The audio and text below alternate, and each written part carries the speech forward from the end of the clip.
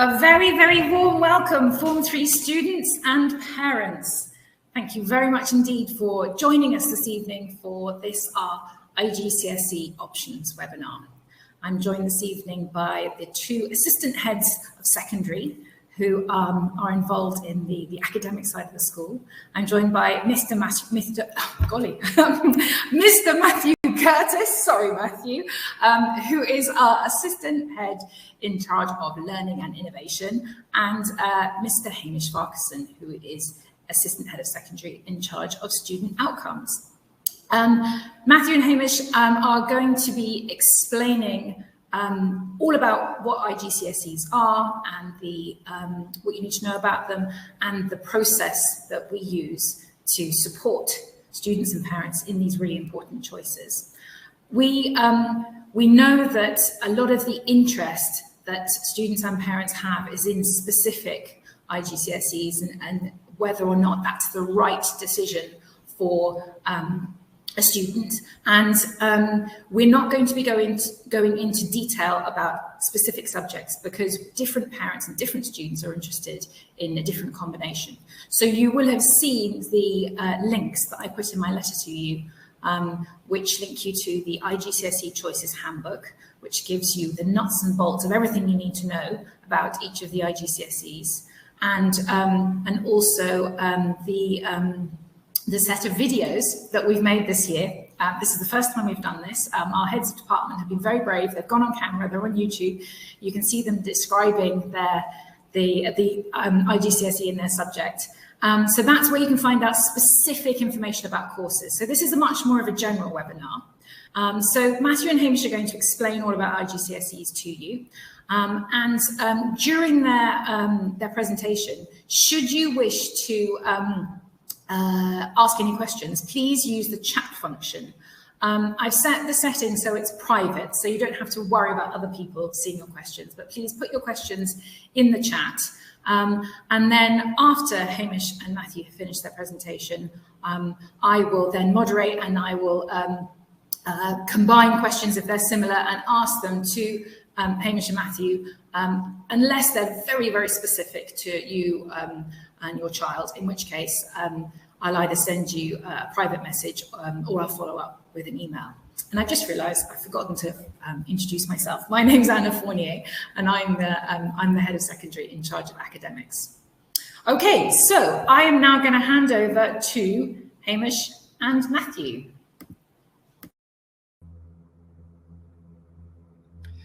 Good evening, everybody. I'm in the United Kingdom, so it's still just about, well, it's just the afternoon here in the UK. And thank you very much, Anna, for introducing us. So if we'd like to make a start, Hamish, thank you very much. So tonight, this is what we're going to cover. We're going to firstly look at what are IGCSEs. Then we're going to look at what we offer at KTJ, the core subjects and the elective subjects. We're going to have a bit of in-depth information on the core subjects and a little bit of in-depth information about the elective subjects and some of the additional criteria regarding those. Then we're going to look at information about support services and what there is available for your child and students at KTJ. And then we're going to have a slide about what you should think about and what your child should think about when making the options. Then some additional considerations, and then we're going to look at who can assist your child and the students at KTJ regarding IGCSE option choices. And then finally, we'll have a what happens next slide with a table of dates, important dates that are coming up throughout this academic year. And then we shall look at answering some of or any of the questions that have arrived in during the presentation. And as Anna said, if you do have any questions, there is a chat function. It is private, so any questions that you do ask, please feel free.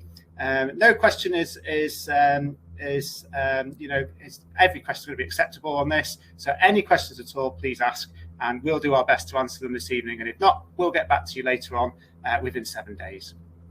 Okay. Hamish. Thanks, Matthew.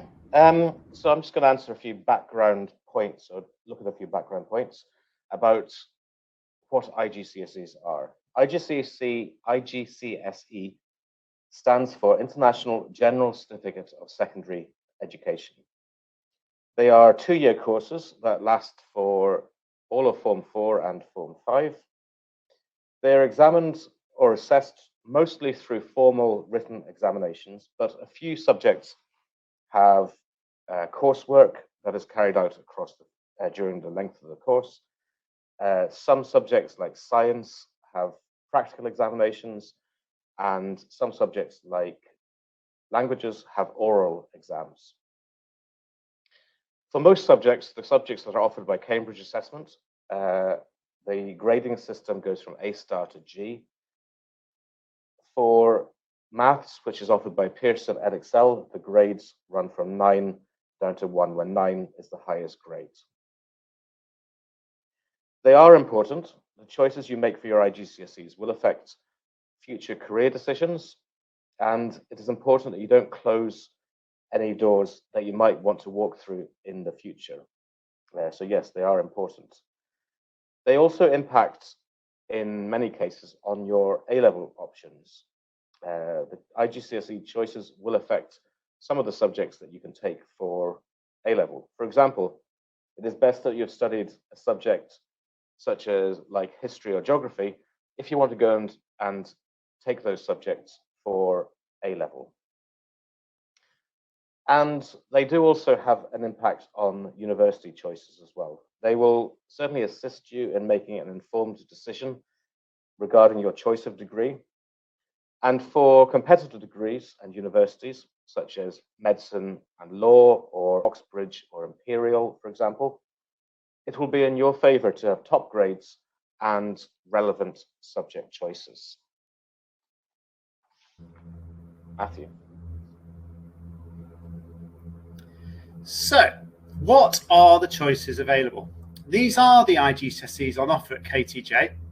The ones highlighted in grey are core subjects that have to be studied by most students. However, we shall explain in further detail shortly. The subjects in red are the elective subjects, the subjects that can be chosen. Some of these elective subjects require students to have a certain criteria, and again, more information on this is about to follow.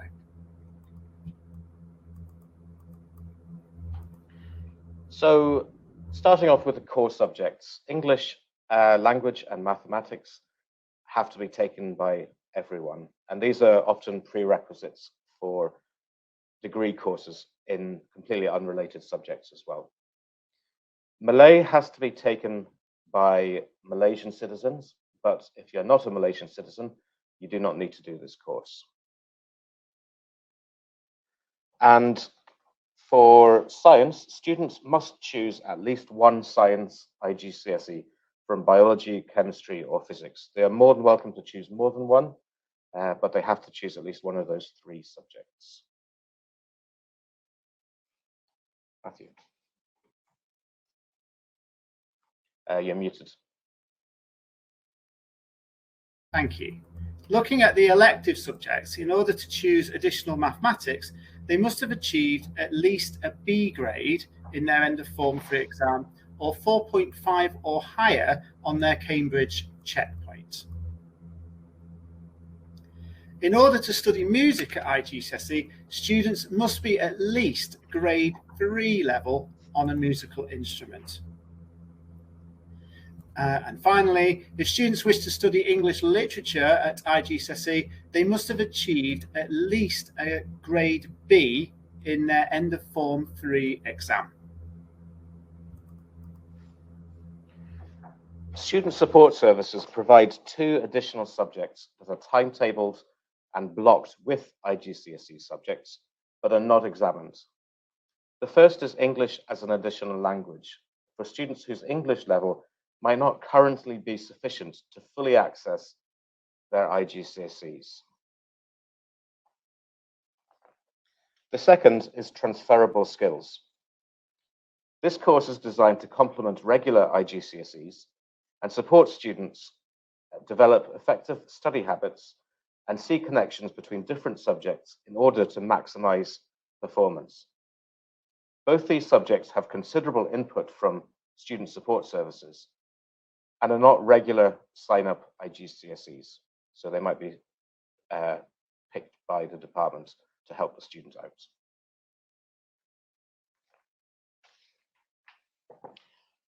Form 3 students will already have carried out Morrisley testing during Monday's PSHE mentoring session. This will have given them some idea of careers for which they are suited and the IGCSEs to support these choices. We advise them to start to make a plan now for careers they might want to develop in the future.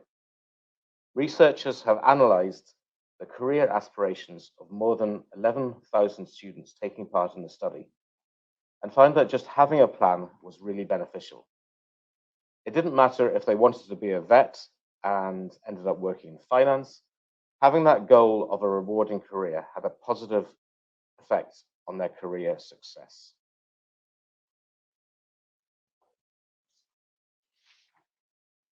Matthew, still muted.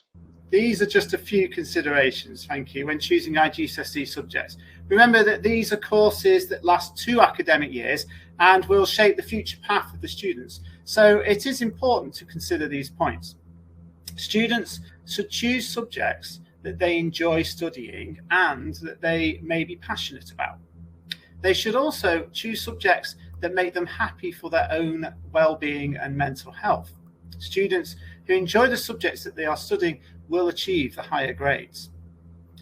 Students need to choose subjects that will assist them in reaching future goals or ambitions or the career path that they are interested in.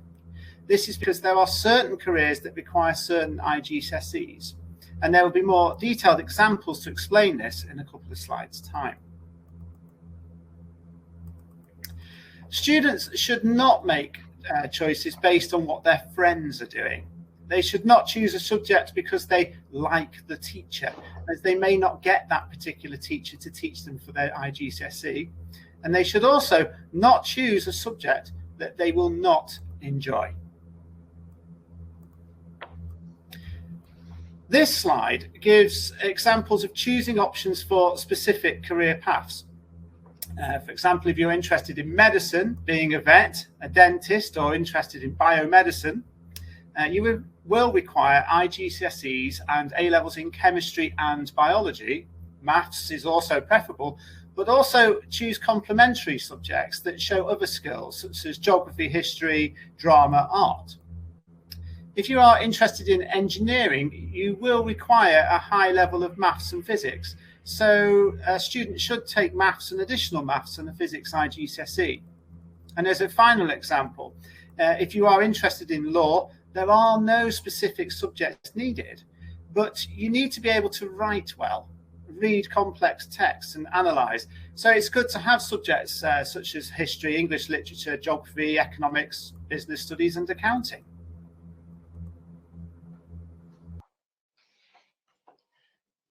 So there are plenty of people at KTJ available to help your son or daughter make the right choices for their IGCSEs. And this slide summarises this.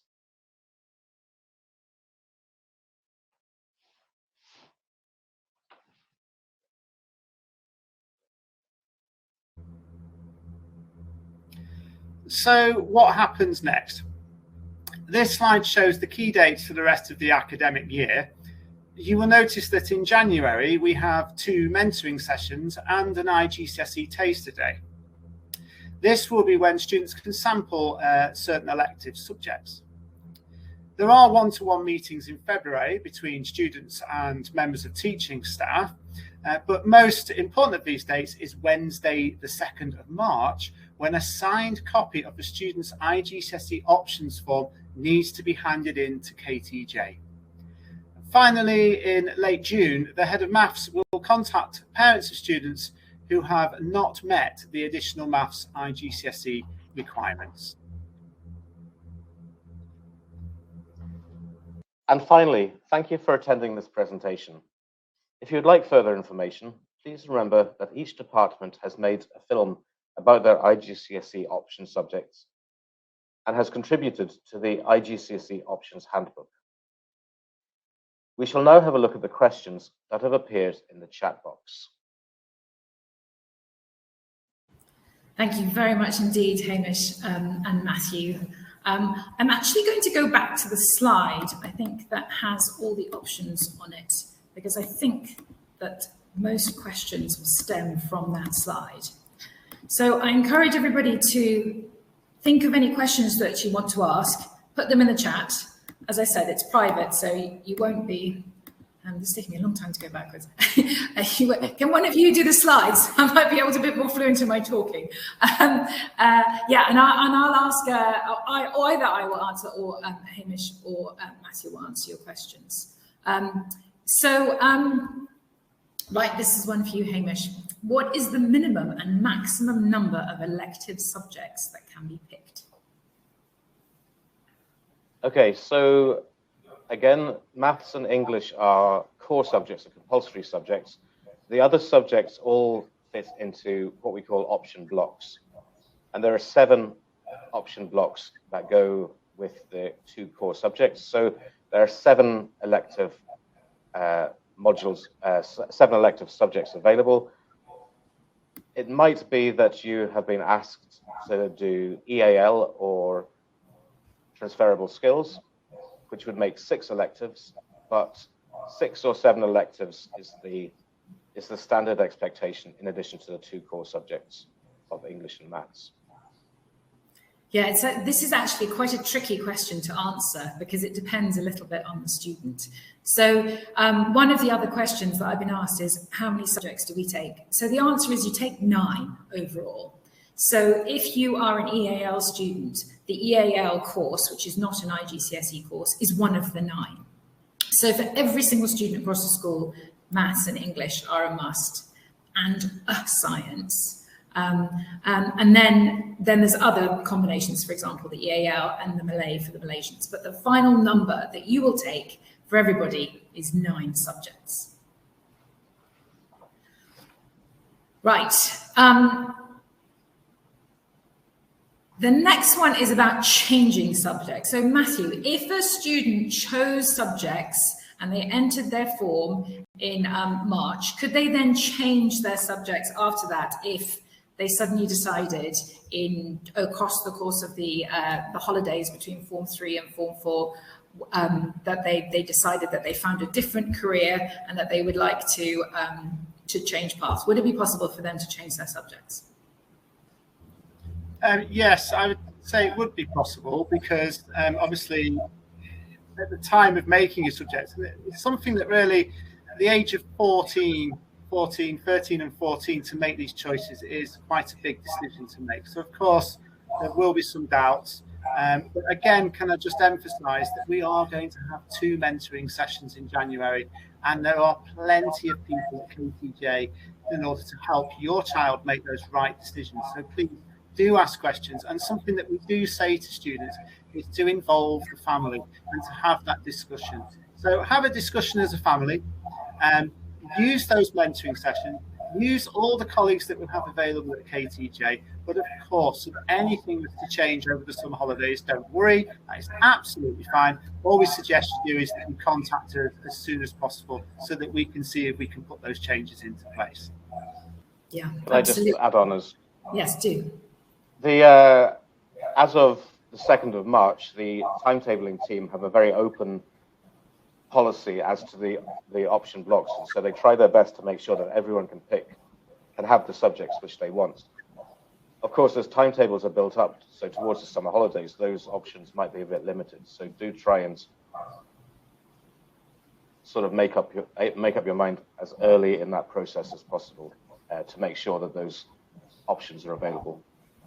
Yeah, so we do talk, it's a timetabling word, we do talk about blocks. And when you finally come to make these choices, and one of the questions that have been asked is, when do students need to make their final decision? That is I had the date in my head just now, it's 22nd of February, wasn't it? 22nd of February. Yes. Was that 22nd of February or March? 2nd of March. 2nd of March, right, thank you for correcting me. So the final date is by the 2nd of March. And when you make those choices, they will be from a table, and each row of the table is a block. So there'll be a list of subjects within that block or that row of the table, and you will choose one subject. And we design that to make as many different subject combinations possible, but it does not, it's impossible for us to timetable an infinite number of different subject combinations. So there are the odd combination that we can't do, and every school, I'm afraid, has this issue. We try and make it as flexible as possible. Right, the next question is on a different topic, which is specifically about IGCSE Malay, and I'm going to answer this question. So the question is, can IGCSE Malay be used in Malaysia to access a job in the same way that SPM can? And at the moment, the answer is no. But there's a little bit of background to this. So SPM Malay is required for a small number of professions at the moment. For example, medicine being one of them, the law and architecture being others. But you wouldn't have to sit SPM Malay until actually starting a job. So you could fully qualify, and it takes a long time to get qualified for those particular professions. And you could sit the SPM after that. At the moment, well, just now, we have a brand new IGCSE in Malay that which students are starting to be trained for, which is first language Malay. This is brand new, and what we're hoping is that in the future, the Malaysian government will accept first language Malay IGCSE as an appropriate level of Malay for our students who've studied in international schools and gone abroad for university to come back to Malaysia and get a job in these professions. However, this is for your children years and years and years into the future, so we don't know yet. So at the moment, if your child was in their 20s and wanted to enter those professions, yes, they would need to sit the exam for the SPM Malay. So that's the answer at the moment, but who knows what will happen in 10 years or so.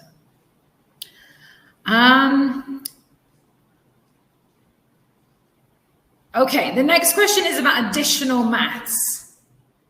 Okay, Matthew, can you answer this question? So for a student to take additional maths, do you base that decision on whether or not they'd be accepted on the checkpoint result or the result of another examination? I'm not sure. Hamish, can you help out on this one? I think it's the checkpoint. It's either scoring 4.5 out of 6 on the Cambridge checkpoint or a B on the end of year exam. Yeah, it's either or. Okay, so either 4.5 or it's the B. So they want to aim for either of those. But a student who achieved a 4.5 in their checkpoint is very likely heading for a B or even an A in their end of year examination. They should be on track for that. Okay, the number of subjects is coming up again. So, Hamish, how many subjects in total? Okay, a total of 9 subjects. Excellent. And English does that and maths. 9? Yes, that includes the core. Yeah. Yes. Okay, so the 9 subjects includes the core subjects. Matthew, could you please tell us about the grading for IGCSE examinations? How does that work for the 2 different exam boards that we use? Okay, so there's a bit of background to this as well. In the United Kingdom, they've changed to a 9-to-1 grading system. So there are some exam boards that will use the United Kingdom's grading system, which is 9-to-1. Now, 9 puts you in a very high percentage of the country, and it's the equivalent of an A star. Some would argue it's the equivalent of an A star, but actually that doesn't really exist. But it's just a way of making it easy to explain what a level 9 is. So 9 is the highest, and 1 is a pass, the lowest. Other exam boards, such as the Cambridge exam board, have stuck to the traditional A star to G. So A star is the top level, and G is a pass at IGCSE. Yeah. So when the students take their IGCSEs, they will get a letter grade for all their subjects apart from maths. Maths is the one subject that we use with this number system that Matthew just described. Hamish, could you tell us about the support provided to students about making choices for their subjects and the careers that they might be interested in? Sure. Well, the process started this Monday in PSHE mentoring with a test called Morrisley tests. And these are a series of psychometric tests that give guidance on what sort of careers, based on a student's interests, what sort of careers they might be interested in. And it also sort of tells you which IGCSEs fit in best to support those careers. Following on from that, there are parent-teacher meetings this week where teachers can talk to you about sort of their, your child's suitability for going forward with the subject. Then in the first 2 weeks of mentoring in the spring term, mentoring is dedicated to options, discussions, and support with the mentor. That's the Monday afternoon mentoring session. On the 11th of January, there's an IGCSE taster day where the students can pick a few subjects that they're interested in and then go along to taster lessons put on by the department, showing off a typical lesson for that subject. Finally, towards the end of February, there are one-to-one meetings between students and a member of the SSLT or sixth form team to give a final sort of sign-off and final guidance on the suitability of those subjects which they have chosen. So there's several steps to the process that will sort of help reassure the students and reassure you that they are picking the most appropriate subjects for their interests, for their aspirations, and so on. Thank you, Hamish. So the next question is about the electives, whether or not you can choose any subjects. So I'm going to clarify again about these blocks. So you can, in each block, there'll be 7 blocks because 2 blocks are already taken up with maths and English. So in these 7 remaining blocks, there's a number of subjects in each block and you pick one. We tend to avoid putting subject combinations together that are quite popular. So we do try and make sure, for example, that music and drama aren't in the same block. So it's possible for students to do a wide range of subjects. As I said, we design the blocks so that popular subjects appear in more than one block, and that means that we provide for the greatest number of unique combinations that students might want to pick. A question about these option blocks. When can parents view the option blocks? Matthew, I think you can answer this one. I think they're pretty much ready to share. Are they? Can we share them soon? Yeah, we can share those too. I'm just working with Morrisley, the other assistant head, and then it's pretty much done. So I would definitely in the next couple of weeks. Great. Thank you. Hamish, the next question is, are the electives only for Form 4? No, the electives are subjects in their own right. They're full IGCSEs and they run for Form 4 and Form 5. Next question, going back to additional maths, is if the student doesn't do the checkpoint exam in February, could he still be able to access the additional maths course? And I'm going to answer this one. We put on the checkpoint exams for all of our Form 3 students, and they take place in April, and usually they're scheduled fairly soon after the April holiday. So we expect all our students to sit them. Of course, sometimes a student is ill or there's some reason why they couldn't sit an exam. So we would look at additional information that we'd have on a student to assess whether or not they're right for the course, and we wouldn't automatically stop them taking additional maths if they missed that particular exam. The reason for us being very careful about accepting students onto the additional maths course is that before we asked for students to already have displayed a certain aptitude or level of skill development in maths, students who were accepted onto the course really struggled. It had a negative impact on all of their other subjects. And at some point during the 2 years, they were asked to drop the IGCSE because they felt it was that it was just too hard for them and they weren't going to achieve any kind of a grade, which meant that they had one less IGCSE and they'd had this negative experience, which wasn't good for their learning in any of their other subjects. And so it would have just been better if they just concentrated on IGCSE maths. And all students can access the A-level maths course without having done additional maths. So much better to just do IGCSE maths and do really well in that IGCSE. So that's why we do have these rules about joining the course. Right, next question. Matthew, the question is, are there any requirements for students to have to meet in order to choose the electives besides for Add Maths and Music? No, there's no, well, it's English Literature was another elective which they had to get a B at their end of Form 3 exam. But other than that, there are no criteria. The main criteria that I would say, in my experience of being a teacher to all students, is be passionate about what you choose. That is the best piece of advice. You know, we get questions such as, you know, should I do geography? Should I do history? Which one should I do? And you know, me and Hamish experienced this. And I always say is you do the subject you enjoy the most. There is no popularity contest.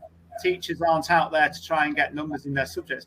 I want a student in my class at IGCSE and at A-level that wants to do my subject and enjoys my subject. So the best piece of advice I can give to your child is to make sure they choose subjects they enjoy doing.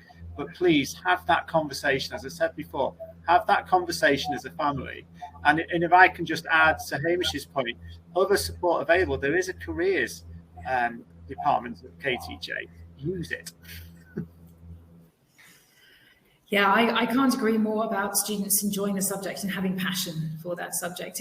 All research shows that happy brains learn faster, and if you're motivated, you'll do better, and then you're more likely to be moving in a direction where you're going to get better examination results. But ultimately, they're not the most important thing. What we want to do is educate the whole student and make sure that they're developing all these different skills that are going to help them to succeed at the next stage. And making good decisions about what they're interested in is part of that process. Right, we're going back to numbers of subjects again. So Hamish, 2 questions in one. Can you take more than 9 subjects, and how many subjects must you choose?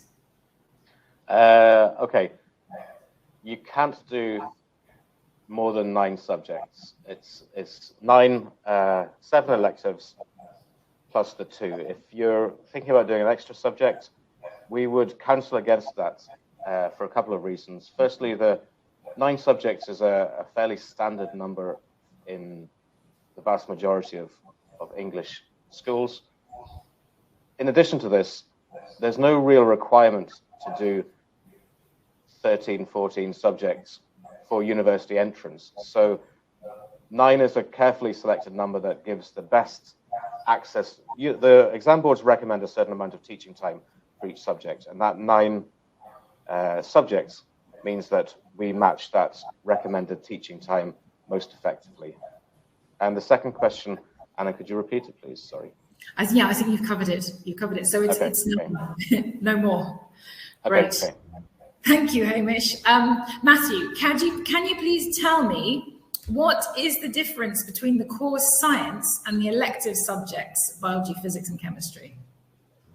I believe that core science, it basically covers all 3, isn't it? Science, biology, yes. Physics, yes. biology, and chemistry. Yeah. So that's the core science. Whereas the individual science subjects. Oh no, you were sorry. I'm going to interrupt you. Yeah, you were right there. So the science that's showing up on this slide could be biology or physics or chemistry. Matthew will be familiar with in the UK that there is another IGCSE which is just called science, which is a mixture of the 3 subjects. But that's not a course that we offer because we don't feel it's a thorough enough preparation for A-level in the sciences. Okay.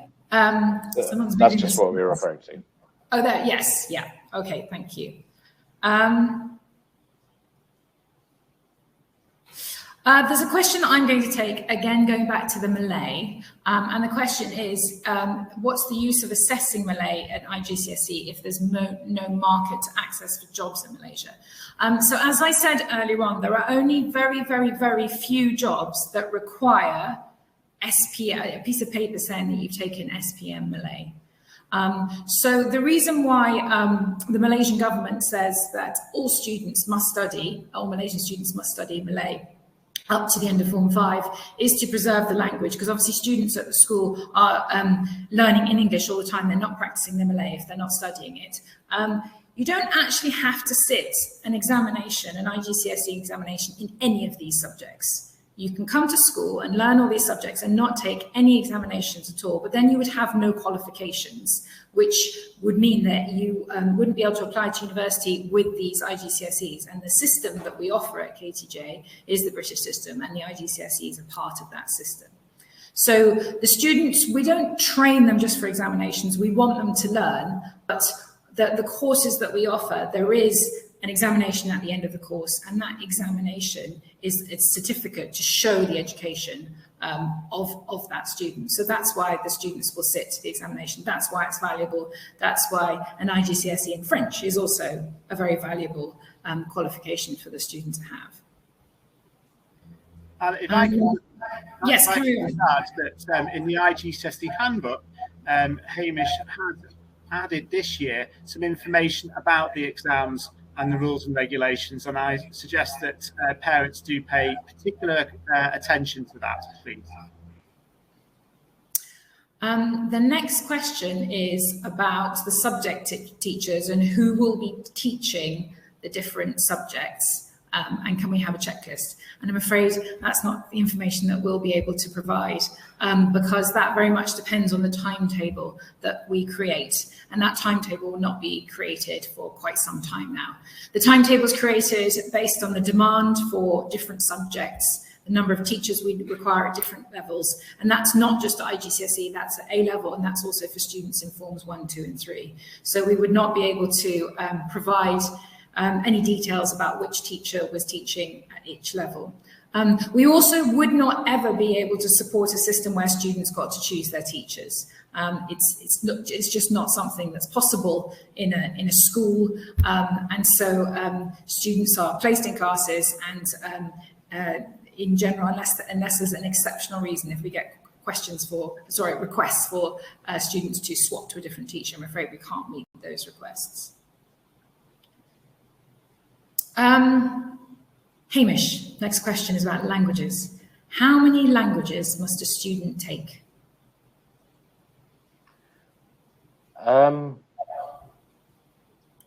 That's a good question. If they're doing Malay, they don't have to do another subject. If they're not Malaysian,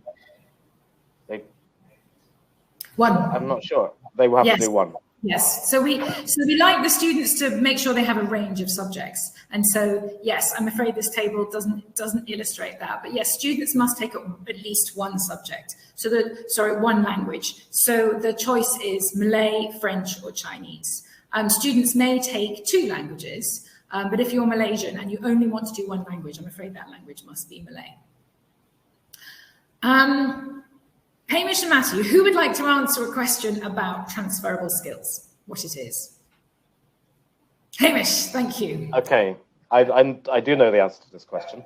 Transferable Skills is a specialist course that's been designed by Mr. Fournier to focus on students who might not be able to score highly if they take a full range of IGCSEs. And so to help students like that, the Transferable Skills course was developed.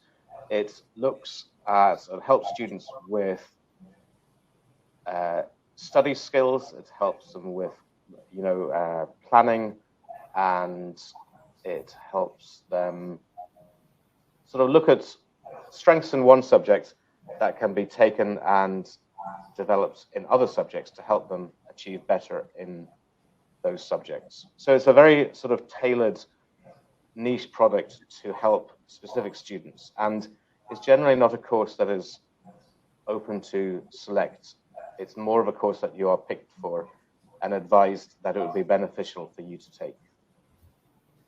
Yeah, it is a really great supportive course for some students. The classes, we intentionally keep them quite small to make sure the students get lots of time with the teacher to help them across all their other subjects.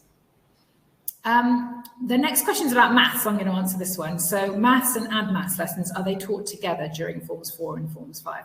Yes, so what we're going to do is, previously in the past, students have taken their IGCSE maths at the end of Form 4, and then their add maths course, their final exams at the end of Form 5. I mean, not convinced this is producing the best results in the maths for the students, because they start the course in September, Form 4, and then they're already sitting in IGCSE by May. And that is quite a short period of time, and the students are better at maths the following year. Because they're also doing the add maths course, that is a relatively easy IGCSE for them. So the students will, they will start with the IGCSE maths course, but the additional maths modules will be incorporated when those particular topics link up with the add maths course. So the course will be sort of a little bit choppy and changey if you were looking at the syllabus, but it'll make complete sense in a sort of fluid way from a learning of maths point of view. So the students will then sit both examinations at the end of Form 5. Matthew, what recommendations would you make for a student who is interested in becoming a programmer? Yeah, I was just looking at that question, and what I would suggest, well, programming, definitely computer science is the one that stands out, but it depends on what type of programming. You know, if it's going to be designing games and software such as that, you might want to look at art and design as well. It really does depend on having that conversation with your child and saying, well, what avenue do you want to go into? Are you looking at data sheets? Do you want to design data? And are you looking at AI and artificial intelligence? And if that's the case, you really want to start looking at maybe design technology, maybe geography because of the analytical skills involved in that, business, for example. So it depends on what avenue that you wish to go down. Again, if I can, another point I can make is that there are going to be students sat there thinking, I have no idea what I want to do when I'm 21 or 22. Well, if I can reassure you, neither did I. Okay, neither did I. I had no idea what I wanted to do at 22. And I've had, you know, 2 careers, an airline career, and now here I am as a teacher, you know, going to be in Malaysia, which is fantastic. So don't worry, you know, as I say, I reiterate, pick the subjects you are passionate about. But I would suggest that a student interested in programming speaks to the family, goes and speaks to the computer science department, has a chat with them about it over the next couple of weeks, and also make an appointment with the careers advisor. Absolutely no problem whatsoever. Yeah. And that is such an exciting career area as well. And I would imagine in 10 years' time, it probably looks really different to how we can't imagine how that career could possibly pan out. We've got some questions about food and nutrition, which I'm going to answer. I'm afraid we don't offer food and nutrition as A-level. And the other question that links to this one is, can students choose both design, technology, and food and nutrition? And I'm afraid that is one combination that we don't allow. We design the blocks that sort of forces a certain level of range, and so we would feel that design technology and food technology, food and nutrition would be too much in one particular area, and so we wouldn't want students to pick those different, both of those IGCSEs. In the same way, out of accounting, economics, and business studies, we don't let students do all 3 subjects because they are quite similar, and 3 subjects that are so similar are not going to would reduce the breadth of choices that student made. There's a question about the structure of IGCSE music lessons and examinations. Any questions that you have about specific IGCSEs and what's in the course, please can you refer to the student handbook and the videos that the heads of department put together. And you can find out much more through that. You're also very welcome to contact the heads of department directly. Hamish, can students redo the computer-based Morrisley test to change their career targets? There's two parts to the Morrisley test. The first part is a psychometric kind of testing, which they can't redo. The interest part is the part that they can resit, and they can take that. They have the login, and they can redo the interest section of the Morrisley tests whenever they want.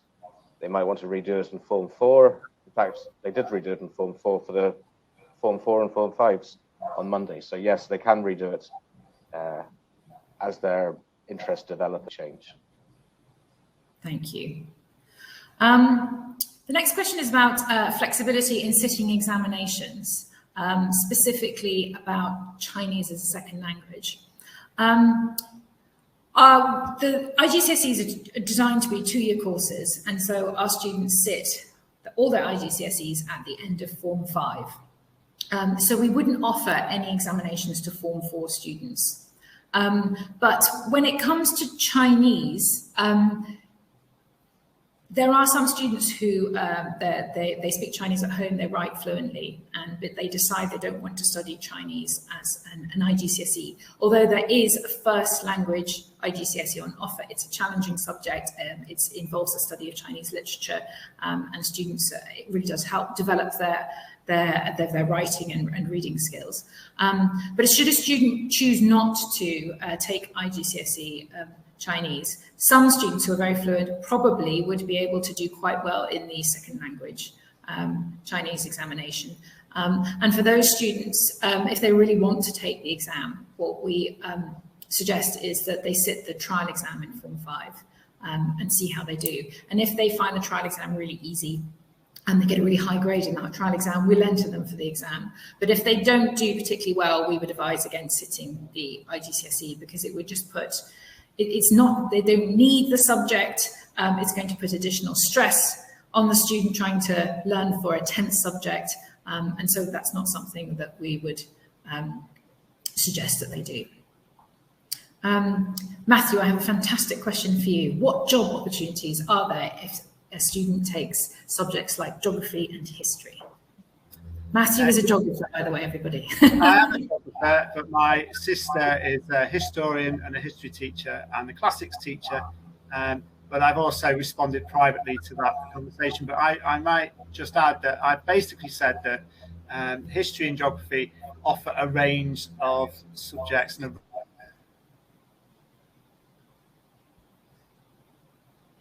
Oh, it looks like we've just employability-wise, successful graduates of history and geography from universities in the United Kingdom.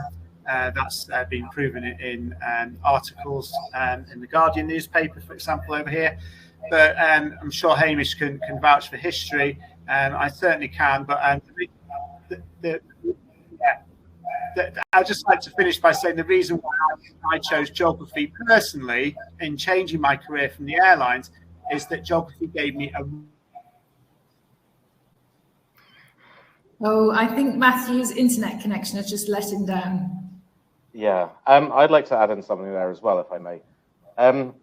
This is more going towards the A level, but one of the highest performing upper 6 students last year who went on to do medicine at university also did A-level history, and he did this because it gave him an interest away from his main biology, chemistry, and physics, and biology, chemistry, and physics, maths A levels. So it's really good to have that extra interest away from your main focus, and that's where subjects like history and geography can also come into their own.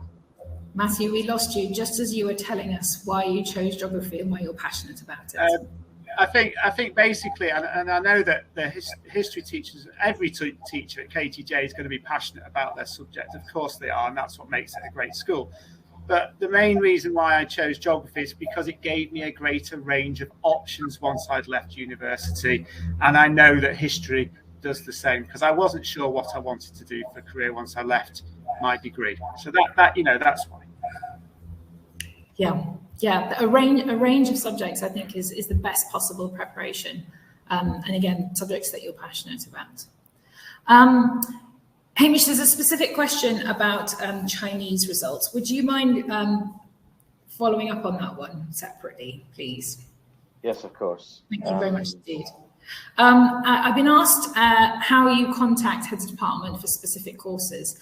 We'll send out an email with a copy of the slides that we're using this evening for anyone who wants to refer back to what was on the slides. And in that email, I'll include a list of our heads of department, should you wish to contact them. But I just want to remind you, and I'm going to put in the chat links to the handbook and the videos that the heads of department have put together. They spend a lot of time making sure that the information is available to you. So do have a look through those resources. All right, Matthew, what do you do if a student is passionate about a subject, but they're not performing as well as a subject? Sorry, hang on, let me just read this question again. I should have read it properly. Okay, I was looking at this question. It's quite... Yes, so I think the general question is if a student is underperforming, what do we do as a school if a student is underperforming in one of their IGCSE subjects? Well, it's continual support throughout the whole 2 years. In fact, any teacher at KTJ is always going to support your child throughout the 2 years. And there are certain points throughout the term and throughout the weeks at KTJ which will flag up when a student is not performing as well. So there are a range of options. It normally starts with a one-to-one discussion, maybe at the end of a lesson, and then it can move on to support outside of lesson time. So there's a range of support available, and also it's a three-way process between teacher, parent, and student.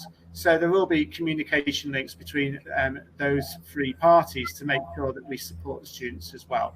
So there are plenty of signs to tell teachers when a student is underperforming, and there is plenty of support available, whether that be one-to-one support, whether that be extra reading, and not forgetting, of course, that it's not just about students underperforming. Support is also about helping those students to achieve the best grade that they can get. And that also means that teachers will be giving out extra reading to help students who want to get those extra grades. So there is plenty of support for students who may be finding it a challenge, but at the same time, we also offer support for students who really want to proceed on and get those higher grades as well. And that's open to all. Yeah. And I think it's important that students and parents are aware that it may have already happened for you, but you do get to a point in your education where it starts getting harder. And for a lot of students, that point in their education is during doing their IGCSEs. And as long as the student is experiencing a level of pressure that's appropriate, that's stimulating them, and they're learning, and learning is hard, and they haven't moved into the sort of stress level where it's a bit too much, then they will be making progress, and that's what we want. And so if they are comfortable and they're finding everything really easy, actually that's not good enough. They need to be finding it a bit tricky. And the job of the teachers is to make sure that that the lessons are being pitched at the right level, to make sure that it's just hard enough for each of the students. If I can also add on that as well, we do take mental well-being very seriously at KTJ too. So the excellent support of the pastoral team is there as well. It's not just about the teaching and learning, it's also about the mental and well-being support that's there. So Suresh and his team are also available for support too, as well as the tutors. Matthew, accounting, business, economics, computer science is a little bit in the, but accounting, business studies, economics, computer science, and food and nutrition It says are not included in the Form 1, 2 and 3 syllabus. Actually, 2 of those are. We cover ICT and food and nutrition. But those other 3, accounting, business and economics, are not in our Key Stage 3 syllabus. How does a student know if they can cope with those subjects? Again, I have answered that privately to the person involved, but I'd just like to reiterate the point that there are taster lessons available. And of course, the reason for this is that a school anywhere in the world cannot offer every single subject in Forms 1, 2 and 3. It might be due to government guidelines, it might be due to timetabling. So no school in the world can offer every single subject in Forms 1, 2 and 3. So that's quite normal practice. However, there are always new subjects that they can take at IGCSE. So what I suggest you do is that you go and speak to the subject teachers. Find out, what is it that they study? What is it in those subjects? What modules do they take? Look through a textbook. Ask the teacher if there's any textbooks available or reading material. And also there is the specification available online. So have a look at those specifications and find out if most of that course or all of it is of interest to your child. And finally, speak to the subject teacher. You know, that is what they are here for. They are more than willing, and they want you to take their subject because they're passionate about it, and they want you to ensure that your child gets the best education. So speak to the teacher, find out about where they can find out more. And yes, there is a little bit of reading involved at times, but you know what? The most successful students are the ones that read, in my experience. So it's good practice. Yeah, and also asking other students in particularly the Form 5s, because they've already done a year of the course. They're a fantastic resource. And also the seniors in the houses. Ask the seniors who are studying those subjects at A-level, because you can get lots of information from them, and they can tell you what they thought about the subject when they were taking it at IGCSE. Yeah. Right, this next question is about numbers of subjects. So it says, can a student take 10 or 11 subjects for study, but only register 9 subjects for IGCSE exam in the end? We will only timetable students for 9 subjects. We feel there is no need whatsoever for students to take any more subjects than that, and there is no space in our timetable to offer more subjects than that. You could go and register at the British Council for 30. I don't know if they do 30 different IGCSEs, but possibly, but I just don't think it's a good idea. It would not be helpful, and you would just have a negative impact on all the other subjects. If I can just add to that, we also get in previous schools where I've worked, people asking can they take 5 A-levels and things like that. Now, I've visited Oxford University, I've visited Plymouth University, I've spoken to professors there.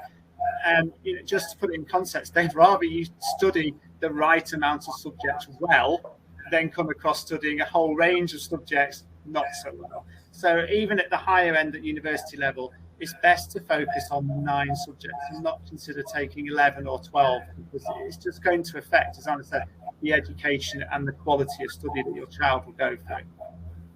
Yeah. Can I just add in something as well? I tagged along to an open webinar by the admissions officer at Lucy Cavendish College at Cambridge a few weeks ago, and she was talking about what is called supercurricular.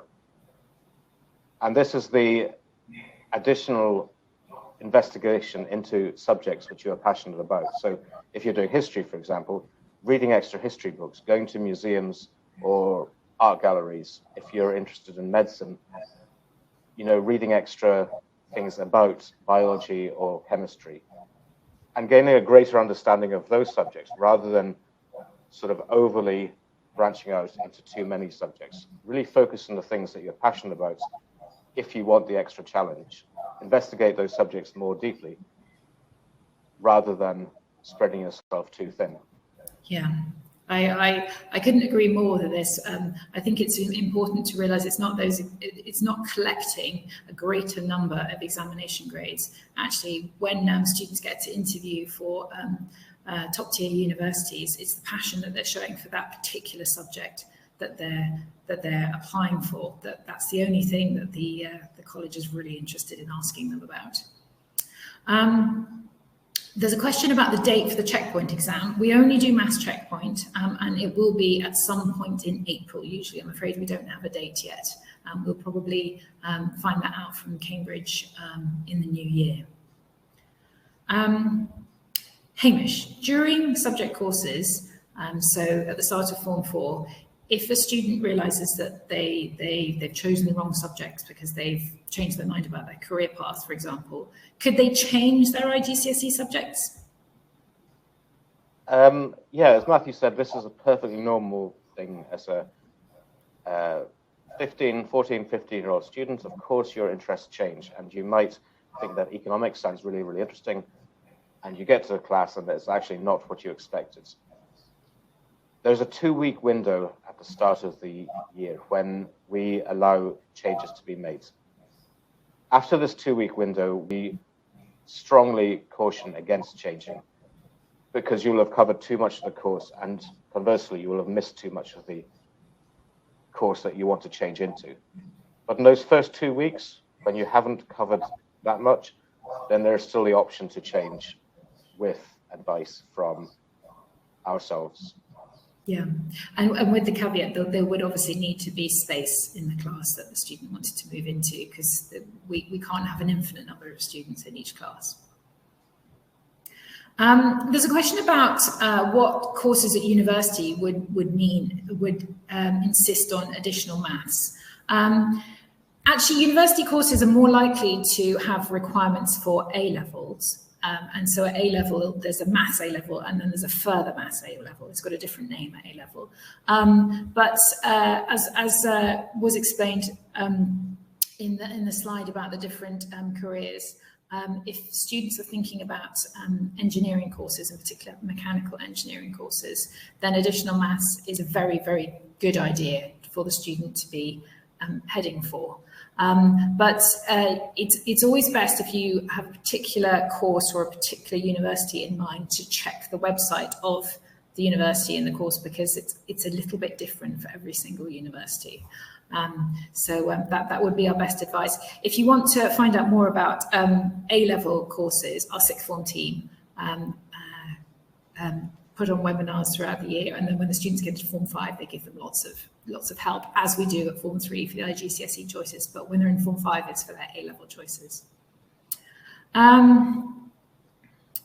There's a question about the scope of these subjects for accounting, business, economics, computer science, and food nutrition. Can I refer you again to the videos and the handbook? There's lots of information contained in that document, and also that set of videos. See, there's one more question, and then I'm going to post those links. I think this must be from a student. It says, my Form 5 friends are saying that they have to take IGCSE maths in term 1 of Form 5. That is true. Our current Form 5s, because they were the last cohort when they were Form 4 last year who took the maths exam in Form 4. Some of them sat the exam this term, and that's due to COVID. There were students who didn't get entered last term, so they're sitting this term, and that was to do with COVID and the exam board, Edexcel, cancelling examinations and doing what was called the centre assessed grades. So we made a decision to hold on until this term in the hope that the actual examinations were to be offered, and they are, and so that's why the students are doing that. But that is very unusual for this particular Form 5 cohort. Matthew, would additional maths be a good idea if you're interested in doing programming? Again, just looking at the chat channel, we're getting just a couple of questions coming in about computer programming, which seems to be a very popular career path, and understandably so, with the way the future careers are going. And I noticed here that, is art and design something we can take if we're doing computer programming, or is additional maths? Again, it depends on the strand of programming that you're going into, and I strongly advise that you would speak to the computer science teacher and the careers advisor. So I would refer those two questions on to the student doing that and finding out because again, there's many different strands of, as I mentioned earlier, of computer programming that you may wish to get into.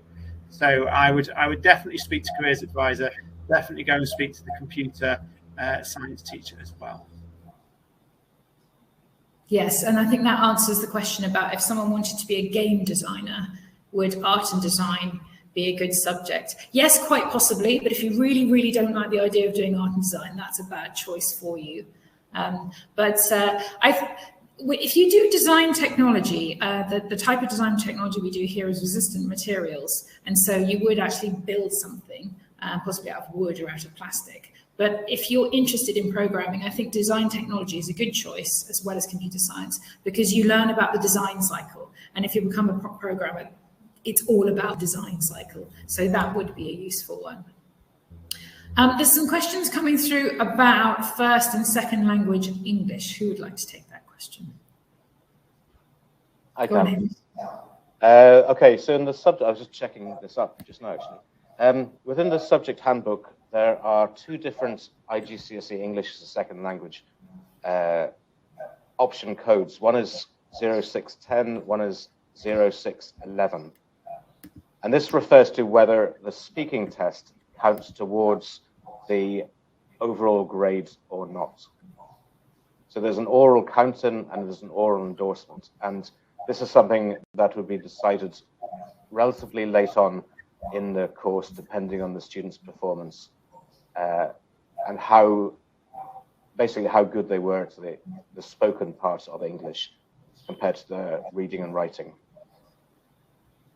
Yeah, thank you, Hamish. For some reason, the English submissions are more complicated than any other subject because of these various different opt-ins, but the teachers completely understand it and they put the students through for the best combination that suits that particular student. I noticed, sorry. Yes, sorry. Hamish, I just noticed another question about when will students be allocated to first or second language? And again, this is something that is fluid and can be changed later on in the course. It just depends on the needs and the skills of the individual students. It's very tailor-made to the actual students. Yeah, they are two quite different courses. And so the teachers spend some time in Form 4 preparing students for an English IGCSE, and then a bit later on they start tailoring them towards the examination that they feel that they would do the best in. It looks to me like we have answered all of the questions. So I would like to thank everybody for attending, parents and students. I hope you found this informative. Remember that this is just part of the whole process to help this decision making, and you only need to, I think it was the 2nd of March, wasn't it? 2nd of March is when you will need to commit with a signature from the parents, please, about the IGCSE options that you would like to choose. And we use that information for our timetabling, but remember, if you do have a change of heart, it is possible to make changes. So I hope you've learned a lot. I hope you're a little bit clearer now on the process and what to do next and what to think about next. Do have a look at those videos and have a look at the handbook as well. And we'll be in touch soon with a letter coming via email, which gives you the slides and the email addresses. And I also hope you enjoy the parent-teacher meetings later on this week, and that you find that's a good opportunity to ask questions about how your child's doing and also about IGCSEs in that particular subject. Thanks very much indeed, everybody, and good night. Bye-bye.